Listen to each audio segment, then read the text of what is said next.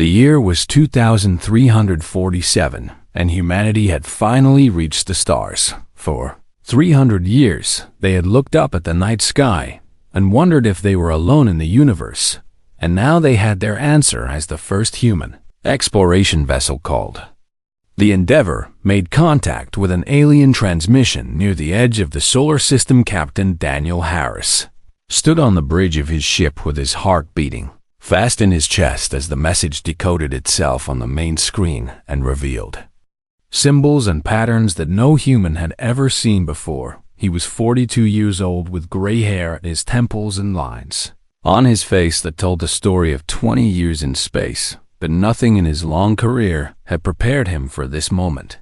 His communications officer, Lieutenant Maya Ortiz, worked frantically at her console as she tried to establish a proper channel with the unknown source, and she was young and brilliant and scared out of her mind. "Captain, I think they want us to follow their signal," she said with a tremor in her voice. Daniel looked at his crew and saw the same mixture of fear and excitement on every face, and he knew that whatever decision he made in this moment would change human history forever. "Set a course," he ordered. "Let us see who is calling." The Endeavour followed the signal for 3 weeks through regions of space that humans had never charted, and finally emerged near a massive space station that hung in the void like a jewel made of light and metal. This was the Sara, the central hub of the Galactic Concord, a federation of 12 alien species who had maintained peace among the stars for over 10,000 years. When the humans docked at the station, they were greeted by beings beyond their wildest imagination, and the Velthrani were creatures made of living crystal, whose bodies chimed with musical sounds when they spoke, and the Dromar were gentle giants, who stood 3 times the height of any human, and the Kethani were insectoid creatures with compound eyes that reflected everything around them. Ambassador Patricia Cole had been sent from Earth to make first contact, and she was 60 years old with silver hair and a spine made of steel from decades of political battles. And she did not flinch when the aliens surrounded her delegation. The High Arbiter of the Concord was a Velthrani named Selene, and their crystalline form pulsed with soft blue light as they welcomed the humans. "We have watched your species for some time," Solon said with a voice like wind chimes. "You are young and curious and full of fire, and we welcome you to the community of stars." Patricia bowed her head in respect and said, "We are honored to meet you, and we come in peace, seeking friendship and knowledge."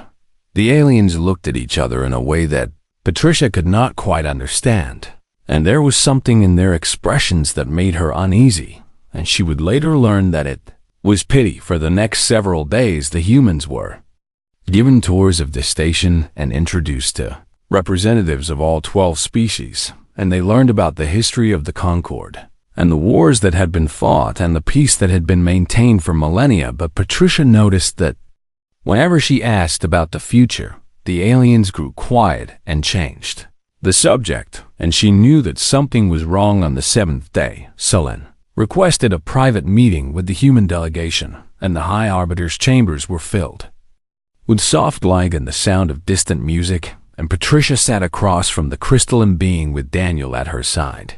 "There is something you must know," Selene said, and their light dimmed as they spoke. "We did not invite you here simply out of curiosity or friendship, and we invited you because we are dying." Patricia felt cold spread through her body as she asked, "What do you mean?" "There is an enemy," Selene explained.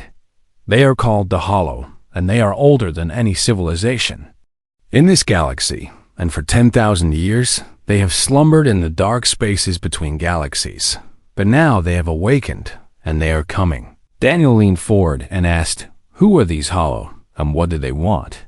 "They want nothing that you would understand," Selene replied. "They do not conquer or enslave or negotiate, and they simply consume, and they strip worlds of all life and all resources. And then they move on to the next, and they cannot be stopped, and they cannot be reasoned with." Patricia struggled to process what she was hearing, and she asked, Surely with all the technology of the Concord, there must be some way to fight them. Solon made a sound that might have been a sigh and said, "We have faced them before in the ancient times, and billions died, and worlds burned, and civilizations that had existed for 1,000,000 years were erased in moments, and we survived only because the Hollow moved on to seek other prey. But this time, our scholars believe they intend to finish what they started." The chamber fell silent, and Patricia looked at Daniel and saw her own fear reflected in his eyes. "How long do we have?" she asked. "Perhaps 300 cycles in your measurement," Solon answered. "Perhaps less, and by then the outer colonies will have fallen, and the core worlds will be under siege, and in 500 cycles, there will be nothing left of the Concord." Patricia stood up and walked to the window, where she could see the vastness of space stretching out before her, and she thought about Earth and all the billions of people who had no idea what was coming. "What do you want from us?" she asked. Without turning around, Solon rose and moved to stand beside her and said, "We wanted you to know the truth, and we wanted you to have time to prepare your people for the end. And we are sorry that your species has arrived at the twilight of our civilization." Patricia turned to face the alien, and something hard and fierce burned in her eyes, and she said, "No." Solon's light flickered with confusion, and they asked, "No, we did not come all this way just to watch the universe die," Patricia said. "If these Hollow are coming, then we will fight them." The sound that came from Solon was almost like laughter, but sad and gentle, and they said, "You are a brave species, but you are also young, and you have no fleet capable of facing the Hollow, and your entire military could not defend a single colony world against their scouts and courage. Alone cannot save us." Patricia looked at Daniel, and he gave her a small nod, and she turned back to Solon and said, "Then give us what we need, and give us your technology, and your shipyards, and your knowledge, and give us time." "Time for what?"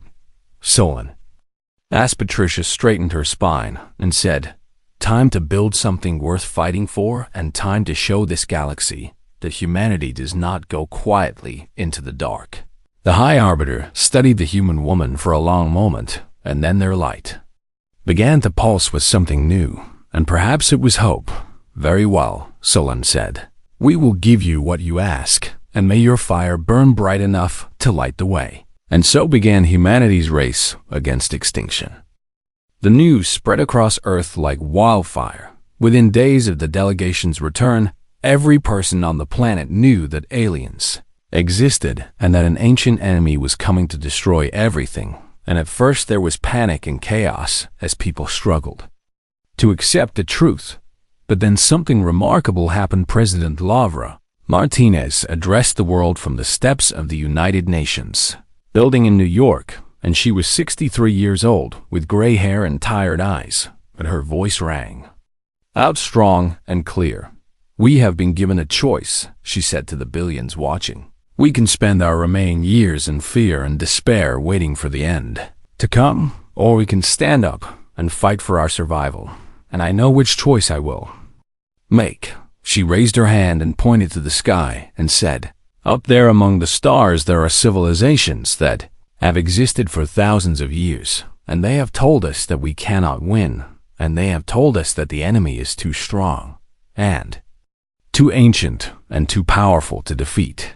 Her voice grew stronger as she continued, "But they do not know us, and they do not know what humanity can do when our backs are against the wall, and we have survived ice ages and plagues and wars that nearly destroyed us, and we are still here." The crowd before her erupted in cheers, and around the world, people watched with tears in their eyes. "Today, I'm announcing the Forge Initiative," the president declared. "Every nation on Earth will contribute to this a single goal, and that goal is to build a fleet capable of defending our world and our allies against the Hollow, and this will be the greatest undertaking in human history, and it will require sacrifice and hardship and courage from every single one of us." She paused and looked directly into the cameras and said, "But I have faith in humanity, and I have faith in you, and together we will show the galaxy what we are made of." Within months, the world transformed on the frozen moon of Titan Massive.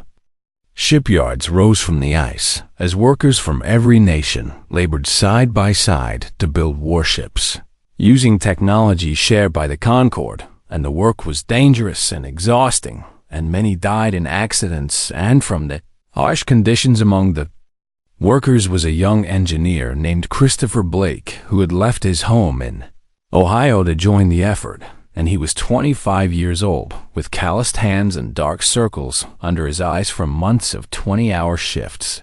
His sister Nicole was a pilot training on Mars to fly the new Valkyrie-class interceptors that would form the first line of defense, and she was 23 and fierce and determined, and she had always dreamed of flying among the stars.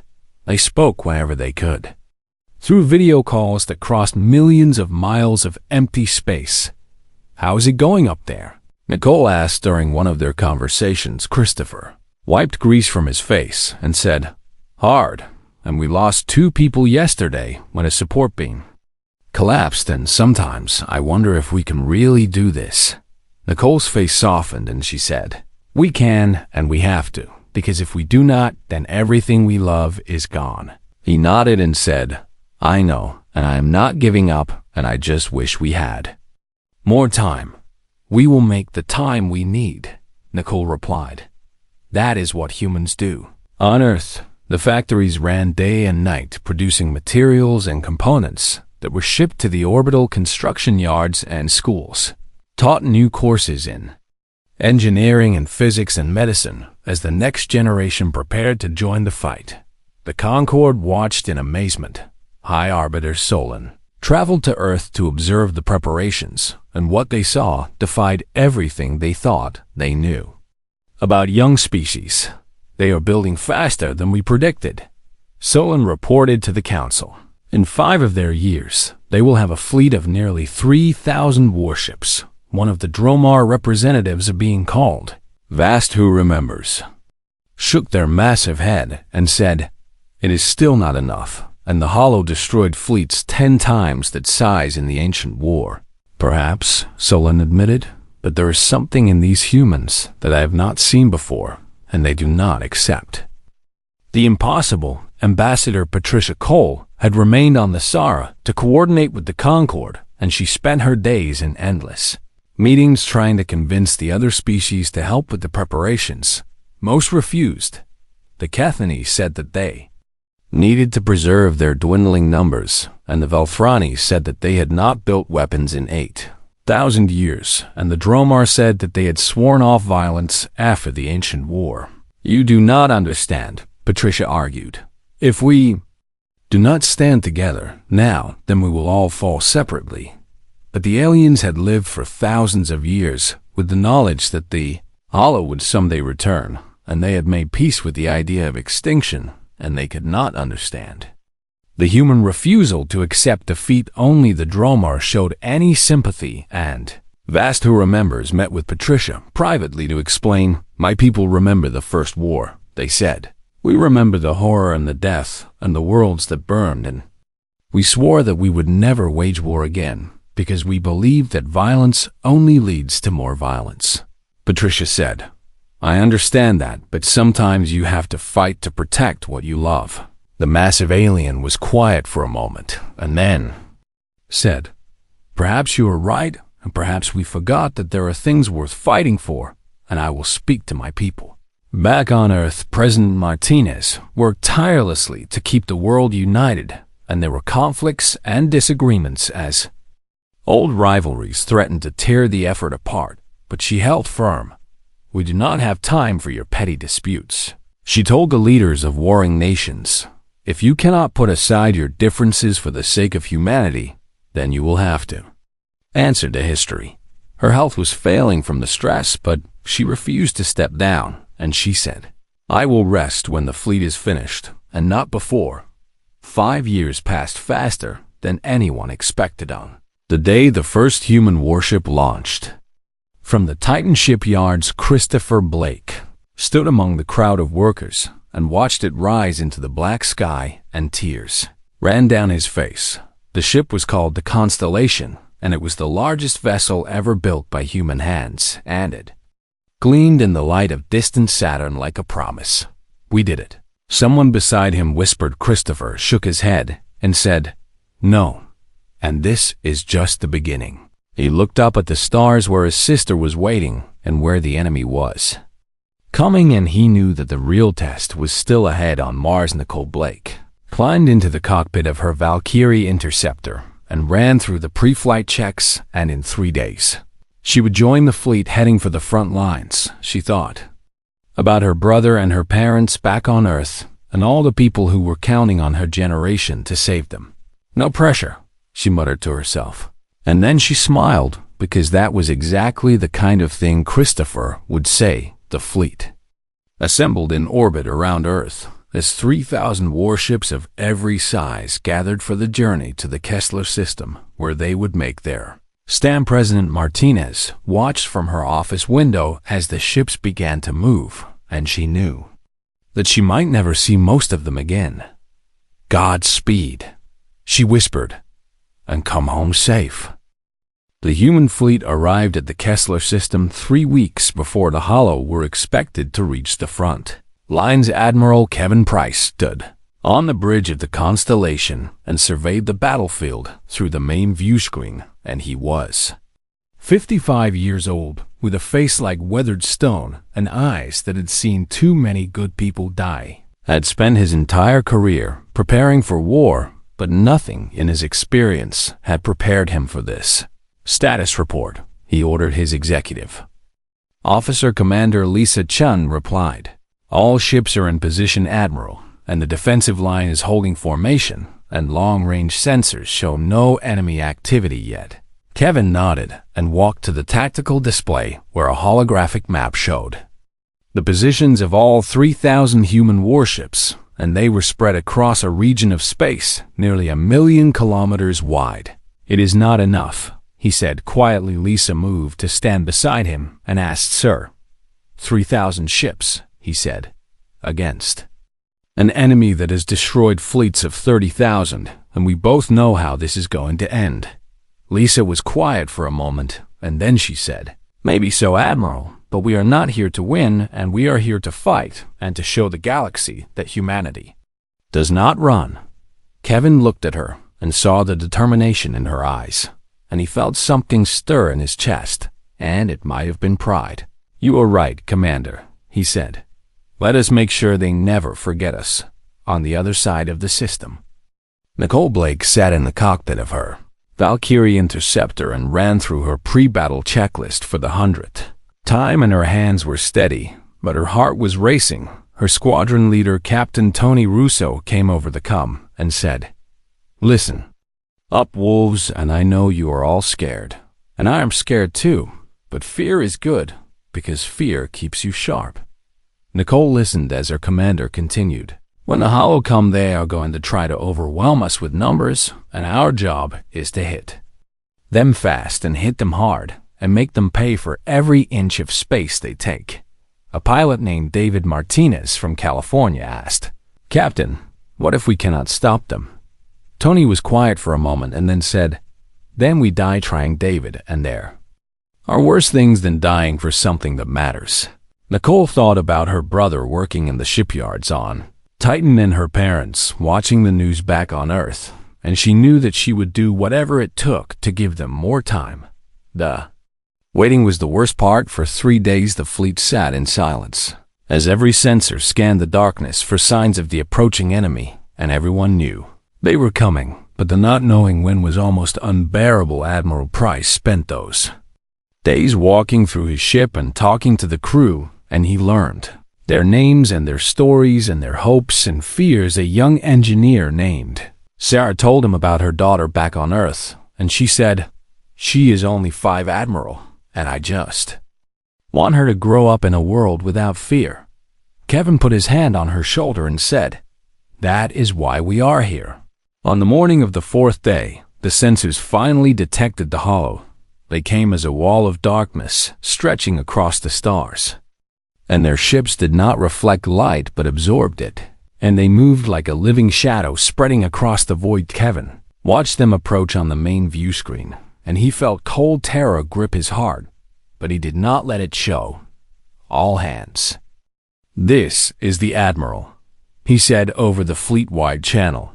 "The enemy is here, and in a few minutes we will engage in the most important battle in human history." He paused and looked at his crew and at the faces on the screens showing captains of other ships, and he continued, "We have been told that we cannot win, and we have been told that the Hollow are too powerful and too ancient to defeat. And maybe that is true." His voice grew stronger as he said, "But I do not care about winning or losing, and I care about standing, and I care about showing the universe that humanity does not go quietly into the night." Around the fleet, 3,000 ships powered up their weapons and prepared for battle, and millions of human beings steeled themselves for what was to come. "All ships engage," Kevin ordered.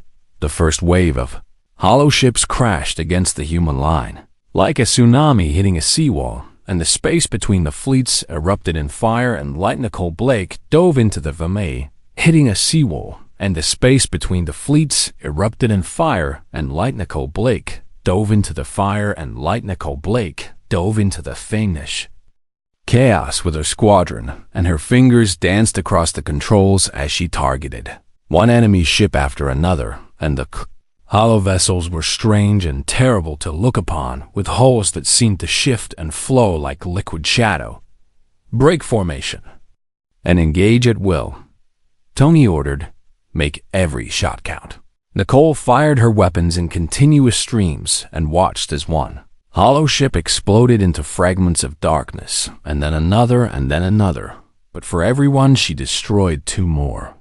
Took its place around her. The other pilots were fighting just as hard, and David Martinez scored 3 kills before a hollow tendril caught his wing and sent him spinning, and she heard him scream over the comm before the line went dead. "David," she shouted, but there was no response on the Constellation. Admiral Price watched the battle unfold on the tactical display and saw ship after ship wink out of existence as the human fleet began to crumble under the assault. "Admiral, the left flank is collapsing," Lisa reported. "The Ranger and the Pioneer are gone, and Captain Williams on the Montana is requesting permission to retreat." Kevin closed his eyes for a moment and then said, "Permission denied, and tell Captain Williams to hold his position or die trying."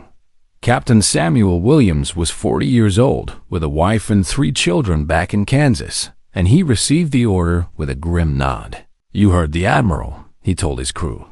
"We hold this line no matter what."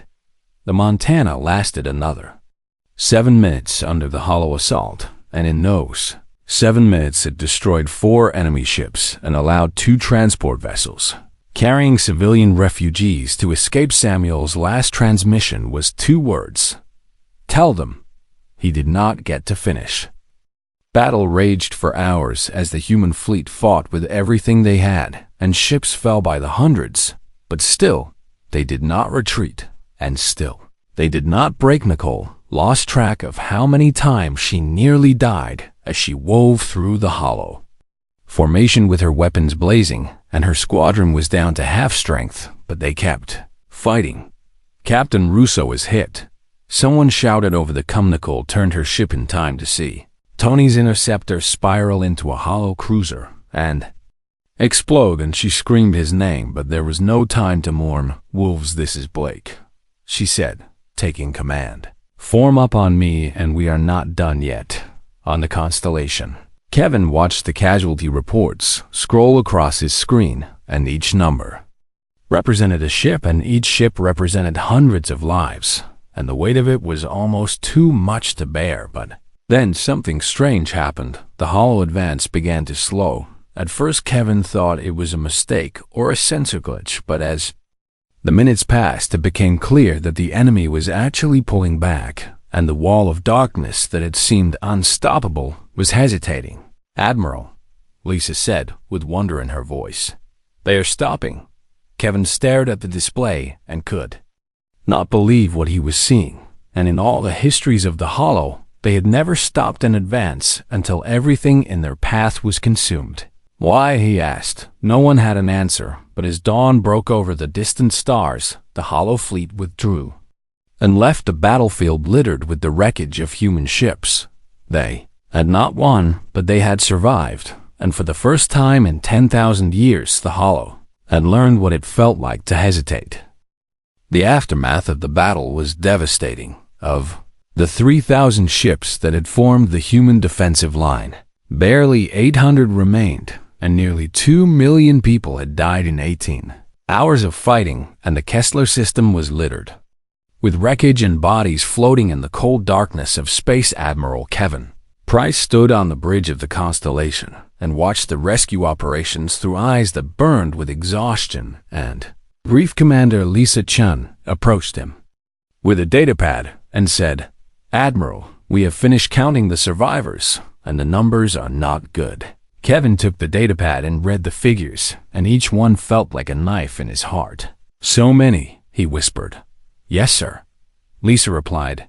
"But we did something that no one thought possible, and we made the Hollow stop." Kevin shook his head and said, "We did not defeat them, and we only confused them, and they will return stronger and angrier than before." "Maybe," Lisa admitted, "but we bought time, and that has to count for something." On the medical ship Hope Nicole, Blake lay in a hospital bed with bandages covering the burns on her arms and face, and she had been pulled from the wreckage of her interceptor after the battle, and she was lucky to be alive. A nurse named Maria sat beside her and said, "You should rest, Captain Blake, and your body needs time to heal." Nicole tried to sit up and winced at the pain and said, "I cannot rest, and my squadron is down to 7 pilots, and I need to get back out there." "Your squadron can wait," Maria insisted. "Right now, you need to focus on yourself." But Nicole could not stop thinking about the battle and about all the friends she had lost, and she said, "I watched Tony die, and I watched David die, and I watched so many others die, and I could not save them." Maria took her hand and said, "You did not kill them, and the Hollow killed them, and you did everything you could." Nicole closed her eyes and tears ran down her face, and she said, "It was not enough." On this hour, the news of the battle spread through the Galactic Concord like a shockwave high. Arbiter Solon called an emergency meeting of the Council, and representatives of all 12 species gathered in the Great Chamber where they had once welcomed humanity with pity and condescension. "The humans have done the impossible," Solon announced, and their crystalline form blazed with light. They faced the Hollow, and they made them retreat. The chamber erupted in murmurs and whispers as the aliens struggled to process what they were hearing. A Kethany representative clicked their mandibles and said, "This must be a mistake, and the Hollow have never retreated from any enemy in recorded history." "It is no mistake," Solon replied. "Our observers witnessed the battle, and they confirmed that the Hollow withdrew after 18 hours of fighting." Vast, who remembers the Dromar representative, rose from their seat, and their massive form cast a shadow across the chamber, and they said, "Perhaps we underestimated these humans, and perhaps there is something in them that we have forgotten." Ambassador Patricia Cole had been watching from the visitors' gallery, and now she descended to the chamber floor and stood before the council. "We did not win," she said clearly. "We lost 2/3 of our fleet and millions of our people, and the Hollow will return, and when they do, we will not survive alone." The aliens fell silent as she continued. "For 5 years I have asked for your help, and for 5 years you have refused, and you told us that the Hollow could not be stopped, and that resistance was futile." She swept her gaze across the chamber and said, "You were wrong, and we have proven that the Hollow can be hurt and that they can be made to hesitate. And now I'm asking you one more time to stand with us." Solon's light pulsed softly, and they said, "What exactly are you asking for, Ambassador?" Patricia straightened her spine and said, "Everything, and I am asking for your ships and your weapons and your soldiers, and I am asking you to join us in the fight for our survival." The Kethany representative made a dismissive sound and said, "You ask too much, and we cannot risk our remaining numbers on a hopeless Cause. Hopeless. Patricia repeated with fire in her voice. We just made the hollow retreat for the first time in 10,000 years, and you call that hopeless. She pointed at the star map that dominated one wall of the chamber and said, Look at that map and look at all the worlds that have already fallen, and the Dromar homeworld is gone, and the Volthrani colonies are burning, and the Cathani hive minds have been reduced to a handful of refugees. Her voice rose as she continued. The hollow are not going to stop until everything on map is consumed, and it does not matter if you hide, or if you surrender, or if you pray for mercy, and they will come for you eventually. The chamber was completely silent as Patricia delivered her final words. The only question is whether you will face them alone, or whether you will stand with us and fight together. Vast, who remembers, stepped forward, and their voice rumbled through the chamber like thunder. And they said, My people have been pacifists for 10,000 years, and we swore after the ancient war that we would never wage violence again. They turned to face Patricia, and their ancient eyes met her human ones, and they said, But we also swore to remember the billions who died, and to honor their sacrifice, and I do not think we honor them by letting another species face the same fate alone. The massive alien raised their hand and said, The Dromar will stand with humanity. A coxra ripple of shock passed through the chamber as one of the oldest and most respected species in the Concord broke thousands of years of tradition silence. Light flared bright, and they said, The Velthrani have not built weapons in 8,000 years, but we still remember how, and we will stand with humanity. One by one, the other species began to speak. The Cathani representative was silent for a long moment, and then clicked their mandibles and said, We cannot let our hive minds die alone, and we will stand with humanity. Even the most reluctant members of the Concord began to add their voices in species that had hidden on the edges of known space, hoping to survive, came forward and pledged their support. For the first time in galactic history, every spacefaring civilization agreed to unite under a single banner, and at the head of that alliance, almost by accident, stood humanity. Patricia Cole watched in amazement as the impossible happened before her eyes, and she thought about President Martinez and Admiral Price and all the people who had sacrificed so much to reach this moment. Thank you, she said to the council. Together we will face the darkness, and together we will answer. Solin moved to stand beside her and said, You have given us something we had lost, Ambassador, and you have given us hope. Patricia shook her head and said, Hope is not something I gave you, and it is something you always had, and you just forgot how to use it. The Velthrani's light shimmered with something like laughter, and they said, Perhaps you are right, and perhaps that is why the universe sent you to us. Patricia looked up at the star map where the hollow was still advancing, and she knew that the hardest battles were still to come. For the first time since she had learned the truth about the enemy, she believed they might actually have a chance. The next 7 years were the hardest in human history. Alliance with the Concord brought resources and technology that humanity desperately needed, but it also brought new challenges as species that had never worked together tried to coordinate a war effort spanning thousands of light years. Christopher Blake had been promoted from the shipyards on Titan to become the head of logistics for the combined fleet, and it was his job to make sure that ships from a dozen different species could be repaired and resupplied no matter where they were fighting.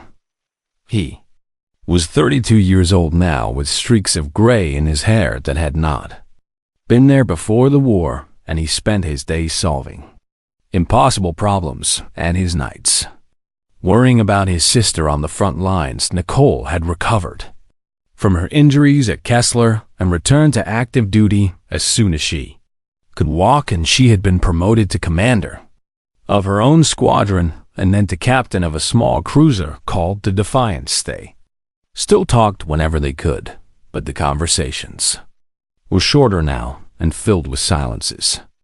that held more meaning than words. "How are you holding up?" Christopher asked during one of their calls. Nicole looked tired and thin, and there were new scars on her face that had not been there before, and she said, "I am fine, and we lost the Orion system last month, but we managed to evacuate most of the civilians." Christopher nodded and said, "I heard, and we are sending reinforcements as soon as we can. That is what you always say." Nicole replied with a weak smile, "And somehow you always manage to come through. That is my job." Christopher said, "And staying alive is yours, so please try to remember that." Nicole laughed, but there was no humor in it, and she said, "I will do my best, little brother." On Earth, President Martinez had finally stepped down after 10 years in office, and her body had been worn out by the endless stress and struggle, but her spirit remained strong. She spent her final months writing letters to the families of fallen soldiers and visiting hospitals where the wounded were recovering, and she never complained about her own failing health. A young aide named Peter Crane stayed by her side throughout those difficult days, and he asked her once, "Madam President, do you ever regret starting this war?" Laura looked out the window of her hospital room at the sky where stars were visible even in the daylight, and she said, "This war started long before I was born. Peter and the Hollow were coming whether we wanted them to or not." She turned to face him and said, "All I did was give humanity permission to fight back, and I have never regretted that for a single moment." She died 3 weeks later, surrounded by her family and friends, and the world mourned a leader who had united them in their darkest hour. The new president was a younger man named Victor Santos, who had served in the first battle of Kessler as a junior officer and survived against all odds. He continued the work that Martinez had begun and pushed the Alliance to prepare for the final confrontation that everyone knew was coming on the Sara. The combined fleet grew stronger every day. Velthrani crystal ships floated beside Dromar carriers and Kithani swarm vessels and human destroyers in a display of unity that would have been unthinkable just a decade earlier. High Arbiter Solon worked alongside Ambassador Patricia Cole to coordinate the war effort, and the two had become close friends despite their vast differences.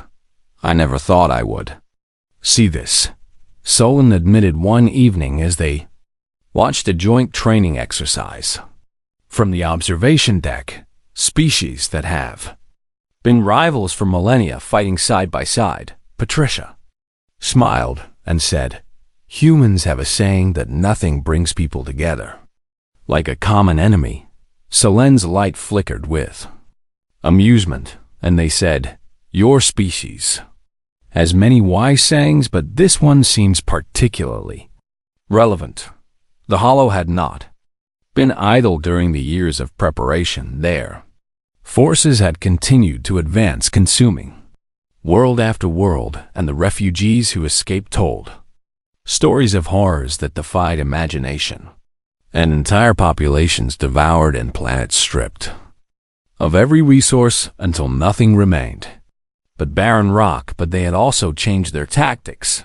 The scouts reported that the Hollow were consolidating their forces and gathering their strength for a massive assault, and the intelligence analysts believed they were planning to strike at the heart of the Alliance with overwhelming power. Admiral Price, who was now 70 years old and white-haired, called a meeting of the combined fleet commanders to discuss the situation.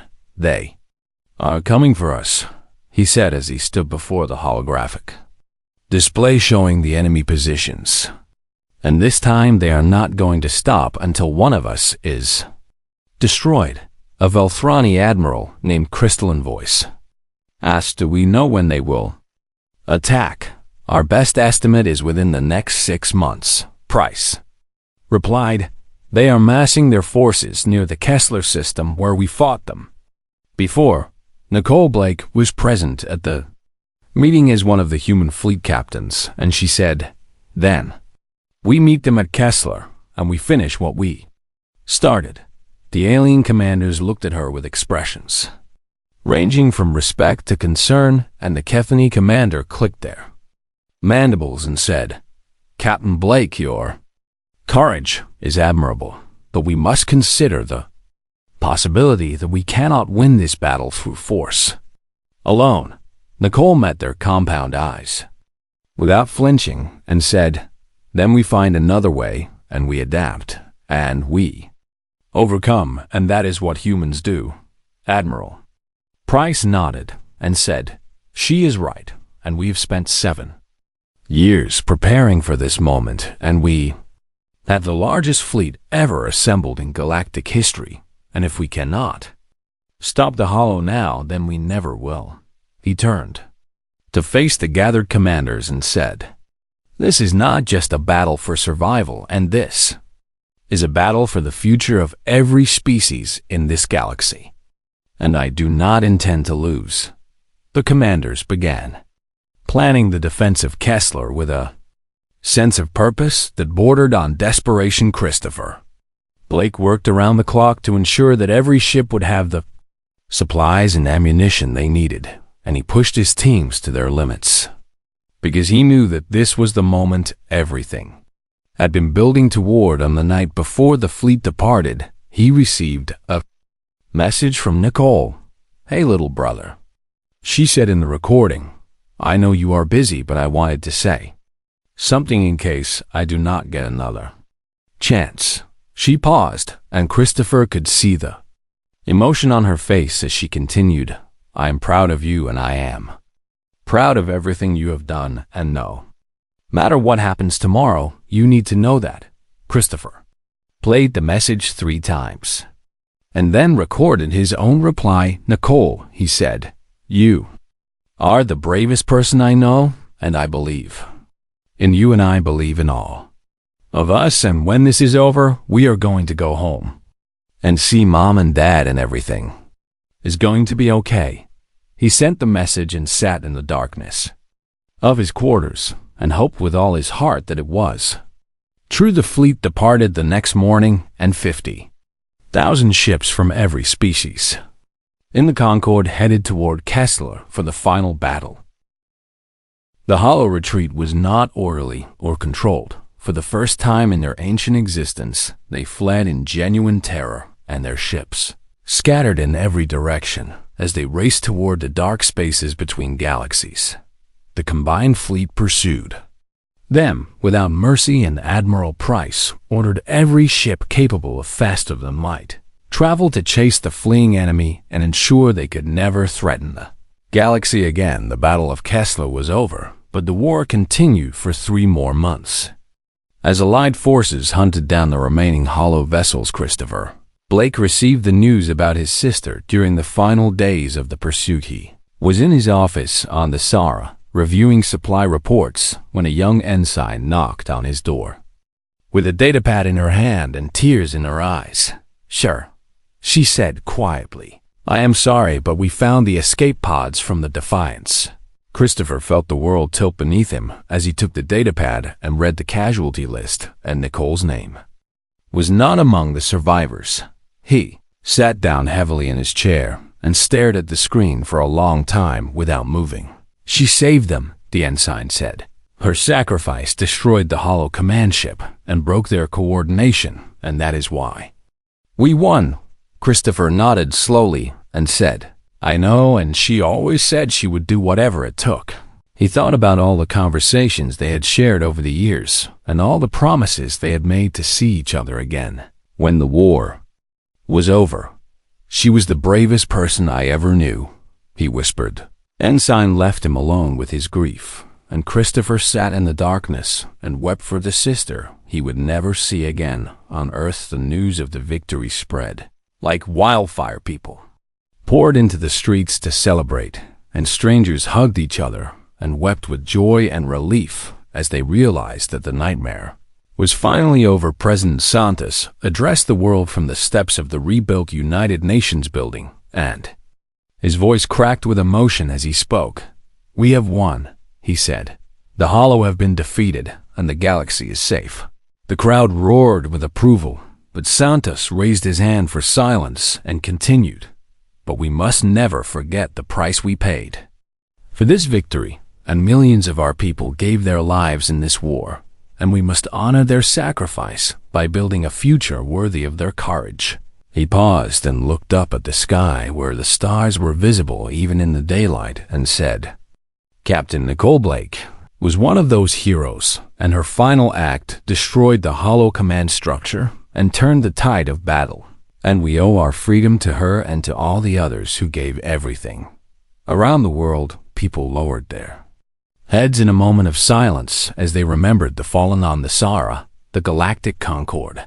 Gathered for a ceremony unlike any in their long history, representatives of every spacefaring species came together in the Great Council chamber to honor humanity, and the role they had played in saving the galaxy. High Arbiter Sullen stood at the center of the chamber, and their crystalline form blazed with brilliant light as they addressed the gathering.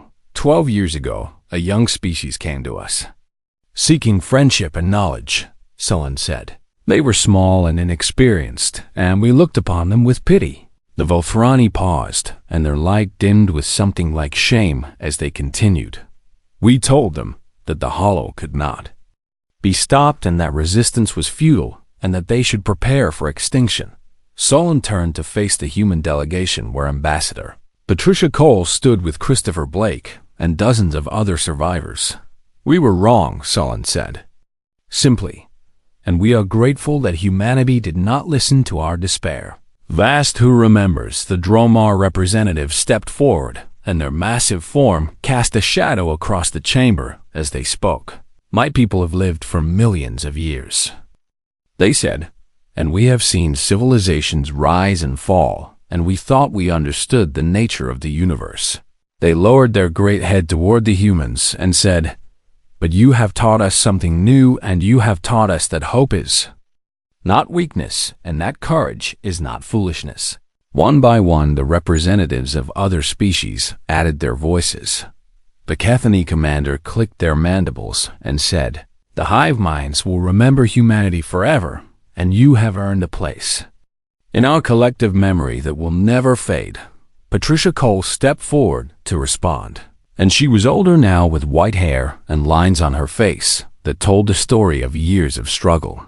But her eyes still burned with the same fire that had blazed when she first stood before the council. "We did not do this alone," she said, "and we could not have done it alone." She gestured to the gathered representatives and said, "Every species in this room contributed to our victory, and Velthrani scientists helped us build better weapons, and Dromar engineers designed ships that could withstand Hollow attacks, and Cathena warriors fought alongside our soldiers on 100 battlefields." Her voice grew stronger as she continued, "The lesson of this war is not that humanity is special or superior, and the lesson is that together we can accomplish anything." She looked at Christopher, who stood beside her with grief still fresh in his eyes, and she said, "My colleague lost his sister in the final battle, and she gave her life to destroy the Hollow command ship. And she was a hero, but she was also just one of millions who sacrificed everything." Patricia turned back to the council and said, "The best way to honor their memory is to ensure that the galaxy never faces such a threat alone again, and we must remain united, and we must remain vigilant, and we must never forget what we learned in our darkest hour." Sullen's light pulsed in agreement, and they said, "Then let it be so. And from this day forward, the Galactic Concorde will stand as one, and humanity will be at its heart." The chamber erupted in sounds of approval from a dozen different species, and for the first time in galactic history, every civilization was truly united. Christopher Blake watched the celebration with mixed emotions. He was proud of what humanity had accomplished and grateful for the allies who had stood with them, but he could not stop thinking about Nicole and all the others who would never see this moment. She would have loved this. Patricia said quietly from beside him. Christopher nodded and said, She always believed we could win, and even when everyone else had given up, she kept fighting. Patricia put her hand on his shoulder and said, "That is why we won, Christopher, and because people like Nicole refused to accept defeat." He looked up at the star map that dominated one wall of the chamber and saw all the worlds that had been saved and all the civilizations that would continue. Because of what they had done, "I hope she knew," he said. "I hope she knew that it mattered." "She knew," Patricia replied, "and that is why she did it." Christopher took a deep breath and straightened his shoulders and said, "Then I have to keep going. And I have to make sure her sacrifice was worth it." Patricia smiled and said, "That is exactly what she would have wanted." The Second Battle of Kessler began on a cold morning in February by Earth's calendar. Admiral Price stood on the bridge of the constellation, which had been repaired and upgraded a dozen times since the first battle, and he watched the enemy approach. On the main view screen, the hollow came as a tide of darkness, even larger than before, and their ships numbered in the hundreds of thousands, and they blotted out the stars as they advanced. "All ships, this is Fleet Admiral Price," he said over the communication channel that linked every vessel in the combined fleet. 12 years ago, humanity stood alone against this enemy, and we were told we would fail, and we were told we would die. He paused and let his words sink in before continuing. "Many of us did die that day, and we lost friends and family, and comrades who gave everything they had to buy us time." His voice grew stronger as he said, "But we did not fail, and we made the hollow hesitate, and we showed them that we would not break."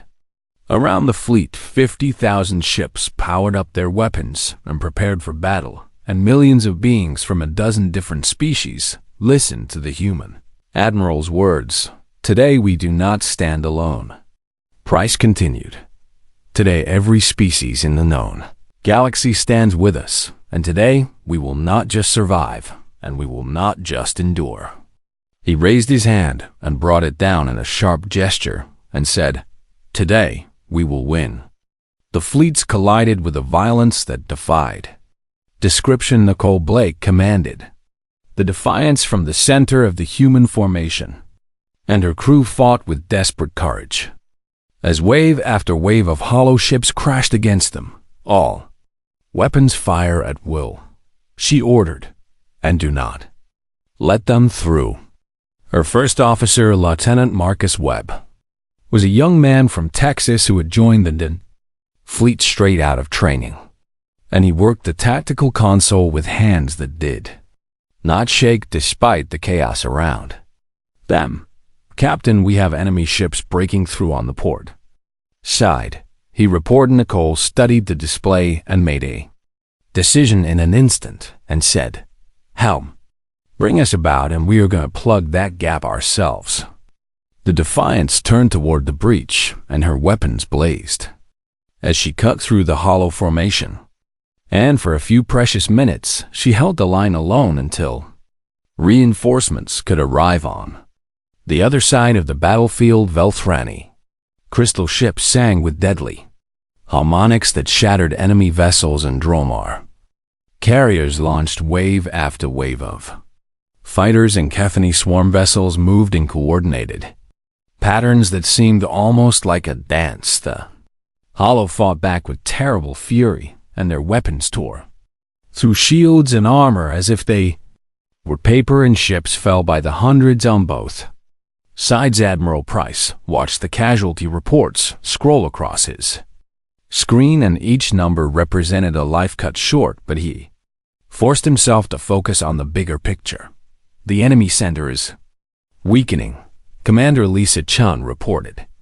"If we can break through there, we might be able to reach their command ships."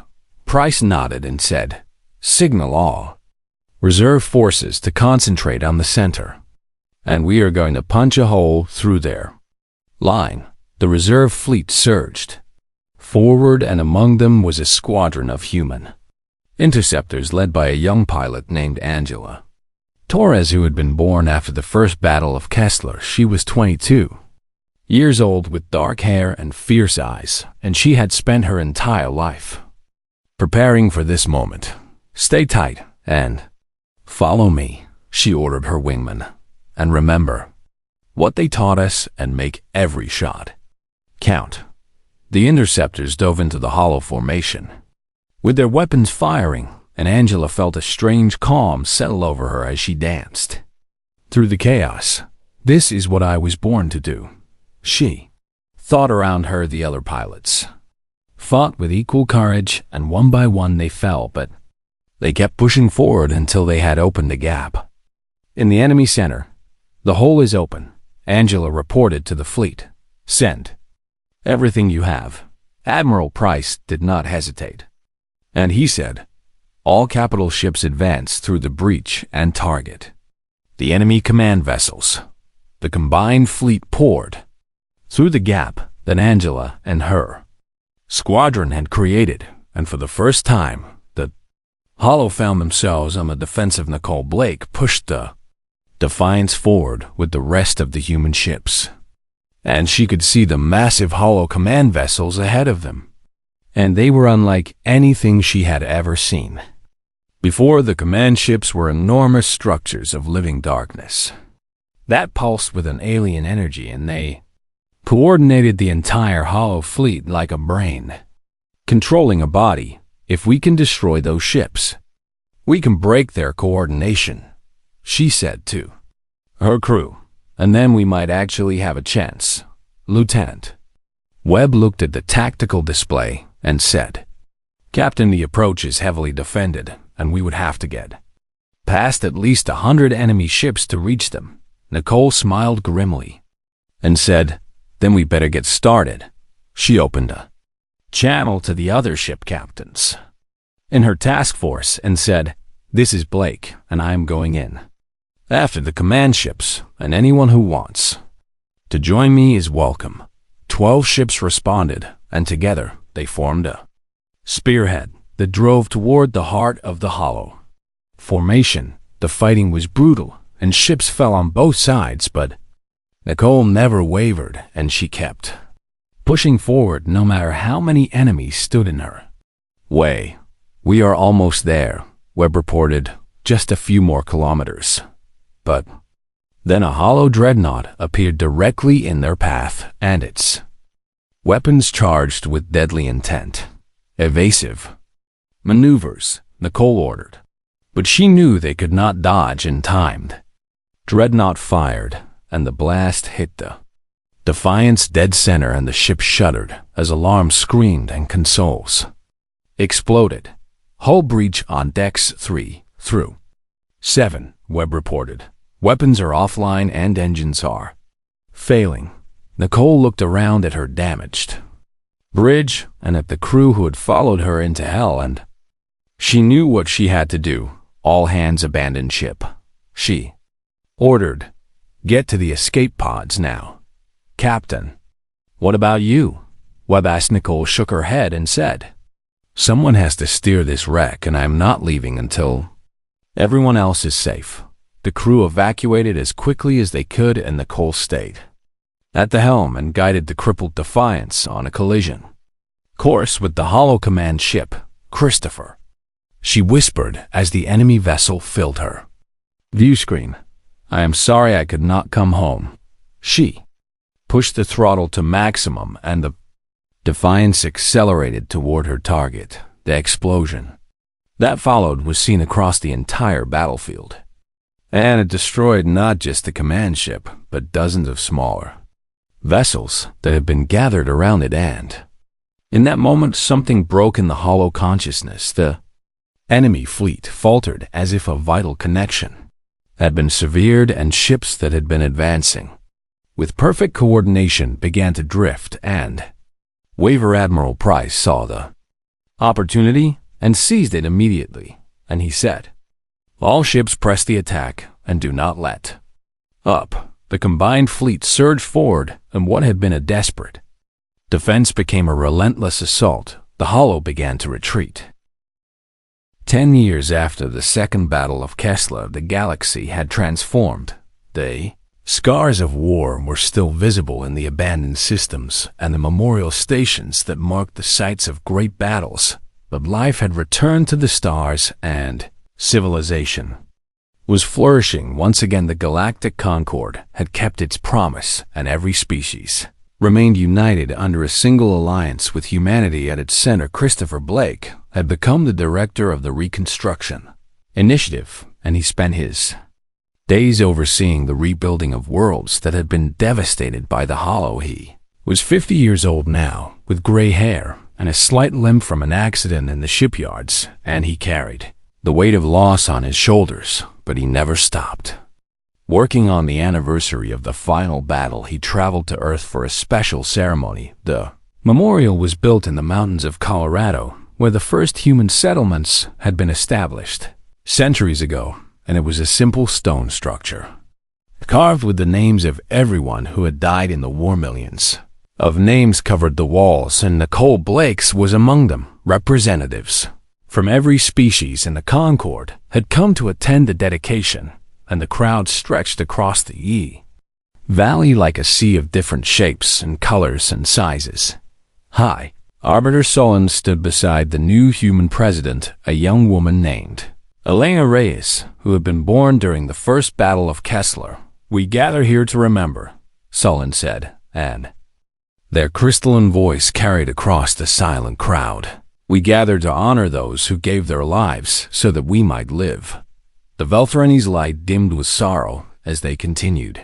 "The Hollow are gone, and the galaxy is safe, but the cost was terrible, and we must never forget the price that was paid." President Reyes stepped forward, and her voice was strong and clear as she addressed the gathering. "My generation grew up in the shadow of war," she said. "We learned to walk in bunkers, and we learned to read by the light of emergency lanterns, and we learned that nothing in the universe is guaranteed." She paused and looked at the memorial wall where so many names were carved and said, "But we also learned something else, and we learned that ordinary people can do extraordinary things when they stand together." She turned to face the crowd and said, "Every name on this wall represents someone who made a choice, and they chose to fight, and they chose to hope, and they chose to believe that tomorrow could be better than today." Her voice grew stronger as she continued, "That is the legacy of this war, and that is what we must carry forward, and not the memory of death and destruction, but the memory of courage and sacrifice and love." Christopher Blake stood in the front row of the crowd and listened to the speeches with tears in his eyes. He thought about Nicole and all the times she had made him laugh, and all the times she had made him believe that they could win. "I miss you," he whispered, so quietly that no one could hear. After the ceremony, the crowd dispersed, and people wandered among the memorial stones and touched the names of loved ones who were gone. Christopher stood before Nicole's name and traced the letters with his fingers. A young woman approached him and said, "Excuse me, but are you Director Blake?"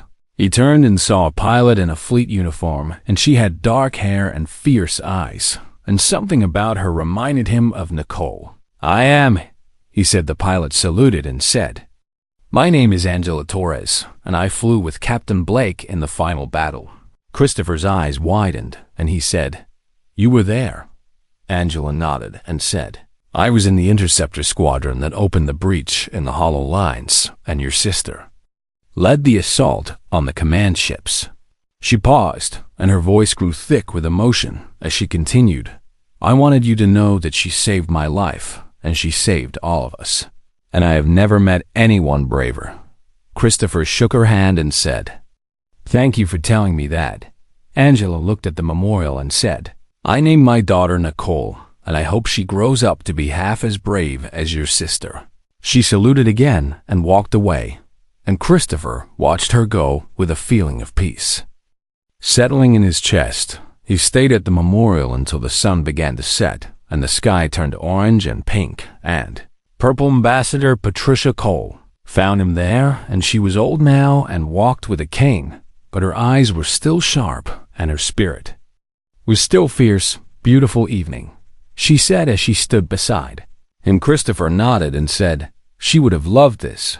Patricia smiled and said. She would have complained about the speeches being too long, and then she would have snuck off to find something to drink. Christopher laughed, and it was the first time he had laughed at the memory of his sister without crying. That sounds exactly like her, he said. They stood together in comfortable silence and watched the stars appear one by one in the darkening sky. Do you think they will come back? Christopher asked. The Hollow, I mean. Patricia was quiet for a moment and then said, maybe in some day, and nothing lasts forever.